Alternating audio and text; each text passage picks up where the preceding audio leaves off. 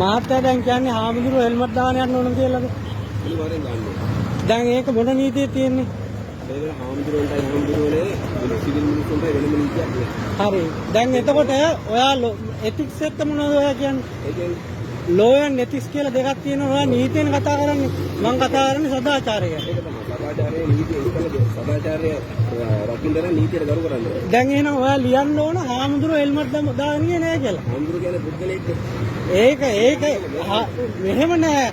විශේෂ වරප්‍රසාද තියෙනවා. විශේෂ වරප්‍රසාද ඒක හෙල්මට් දාගෙන යන්න ඕනේ කියලා. ඔයා ලංකාවේ නෙවෙයිද? ඒක නෝ පුදුම එකක් කතා කරන්නේ.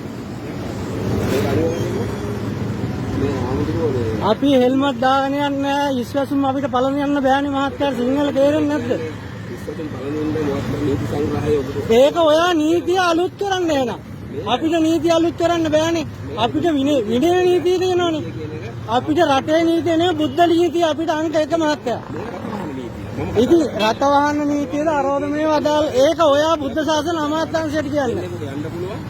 අපිට දැන් බස්වල ඉඳගෙන යන්නත් අපිට ව්‍යවස්ථාවෙන් ගෙනත් තියෙනවා. ඉතින් ඒක තමයි ඉතින් මේකත් එහෙමලක් තමයි හෙල්මට් දාගෙන යනවා අපි දැකලා නැහැ. අපිට තියෙන වාහනේ අපි එන්නේ මහත්තයා. ඒ කියන වාහනේ ආවට බයිසිකලේ යනවනේ අනිවාර්යෙන් ඉස්කතේ දෙන්නම පළදින්න. එහෙම අපිට පළඳන්න බෑ විනයට අනුව. ඔයා මෙයාට ඔයා කොහොමද කියන්නේ එහෙම? මේක ඕනේ මාධ්‍යක දාන්න. හරිද? ඒක තමයි අනිවාර්යෙන් තාම එහෙම එකක් ඇවිල්ලා. ඇවිල්ලා නැත්තම් ඉතින් ඔයා මොනවද කියන්නේ? ඇවිල්ලා නැත්තම් ඔයා නීතියක් ගේන්නේ නැහැ නේද? වෛද්‍යවරුන්ට වෙනම නීතියක්, හාමුදුරුවන්ට වෙනම නීතියක්. මේ රටවහන නීතිය ඇතුලේ නැහැ. ඉතින් ඒ වුණාට අපි දැන් මහානලා අවුරුදු 20ක් විතර යනවා. අපි මහානලා අවුරුදු 20ක් අපි බයික් වල යන්නේ මෙහෙම තමයි. ඒක ඉතින් ඔය අමාත්‍යාංශ බුද්ධ ශාසන අමාත්‍යාංශයට කියන්නේ. මහානායක හාමුදුරුවෝ දැනුවත් කරන්න. මම කතා කරේ ඔබ වහන්සේට. බුවන්තර කතා කරලා ඔබ වහන්සේ. ඉතින් ඒක තමයි මහත්තයා මම දන්නේ. ඒක තමයි මටත් මහත්තයා කියන එක තේරෙනවා. මිනිස්සෙක්ගේ ජීවිතයක් ආරක්ෂා කිරීම දේපලක් ආරක්ෂා කිරීම පොලිස් නිලධාරියාගේ පරම යුතුකම සහ වගකීම. ඒක නම් වෙනවද කියලා අපිට ලංකා පොලිසිය ඇතුලේ බයයි. ආයුධ පෙන්වන්න ගිහිල්ලා කරන සෙල්ලම් එක්ක ජීවිතේ රකින්නවද කියලා. ඔයාලේ විහිළු කියන්න එපා ජීවිතේ රකින්නවා කියලා. ආයුධ පෙන්නලා ඔයාලා කරනවට. මේක එකක් නෙවෙයි. මේක මම කතාවහන නීතිය ගැන කතා කරන්නේ. රටවහන නීතිය. නෑ ඒක ඔයාලා නීතිය කතා කරනවා නම් ආයුධ පෙන්වන්න ගිහිල්ලා ඔයාලා කරනවට අපි දන්නවනේ. හරිද? එහෙමනේ ඒ දුර්වලතා තියෙනව නේද ඔයාලගේ? හරිද? එහෙම කතා කරන්න එන්න එපා. ඔයාලා එච්චරම මිනිස්සුන්ව ආදරයක් තියෙනවා. හෙල්මට් දාගෙන යන්න කොහෙද ආමුදුරෝ? නෑ මම මේක අනිවාර්යෙන් දානවා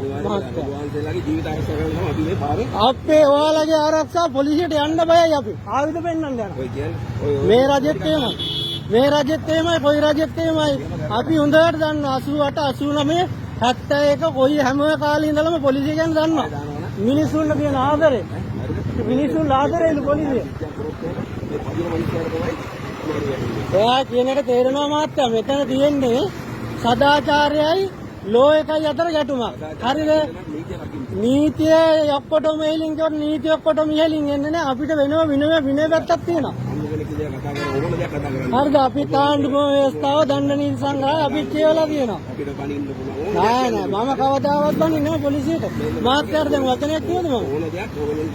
කරන්න පුළුවන් කියන්න පුළුවන් එහෙම කියන්නේ අපි දන්නවා පොලිස් මහත්වරු ඔයාලා දැන් උදේ ඉඳලා මෙතන දිනුනේ අපිත් දන්නවා ඔයාලා විඳින කට්ට මොකක්hari ජීවිතේ අනුතරක් වෙයි කියලා සංගීතාවරි සතර නමක් ඔව් ඔය ඔළුව කොහේ හරි